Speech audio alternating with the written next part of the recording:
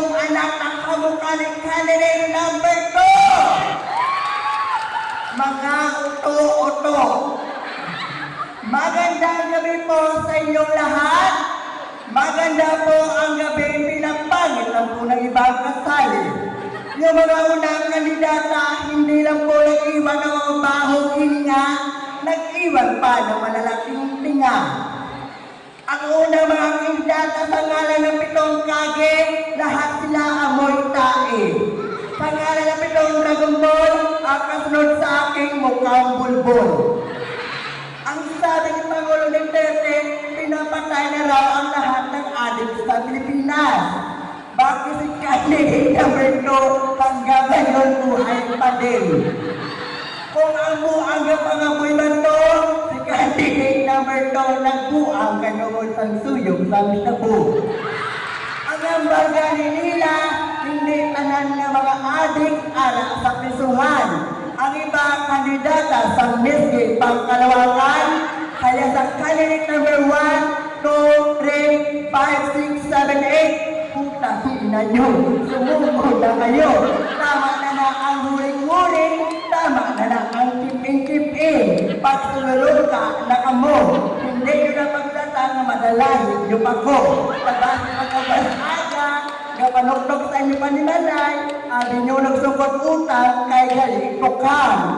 By the way, my name is Corazon Luxen Montolibanor Regional Hospital, Section Emergency. Ako po ay nagpapasalamat sa buong may kapal dahil binigyan po ako ng magandang mata, matatangos na ilong, at kitable na labi.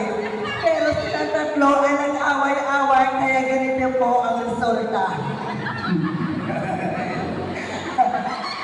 Ang sabi na matanda, kapag ang batang makulit, pinapalo sa puwet. Kapag ang baklang nangungulit, pinutusok sa puwet. Pero kapag ang lalaki nangulit, pinutusok din namin sa puwet. Kaya ang bagay nila, kung katol ang badya kagang gabi, mas katol ulit sa mga agi. Kaya wala isang itlog na ito sa mga upot-upot ng mga patay gutom. Yes, mahirap po talaga maging babae kung di ka naman tunay na babae. Tama? Mahirap po magkalalaki kung hindi ka naman tunay na lalaki. Tama? Pero mas mahirap pinanganak ang tomboy pero princess ang pangalan mo.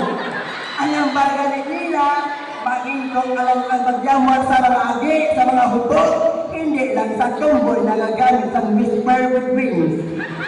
Bago ko po iwan apat na sulok na tabladong ito, may isa po kung kasabihan nga katotohanan. Paunawa lang po sa mga bata at gabay ng mga magulang ang kailangan.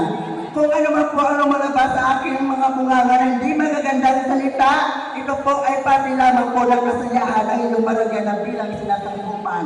Dahil bilang isang bakla, madali lang po sa amin mapayag ng isang tao, pero mas mahirap po sa amin mapapasayahan ng libo-libong katao dito sa mundo.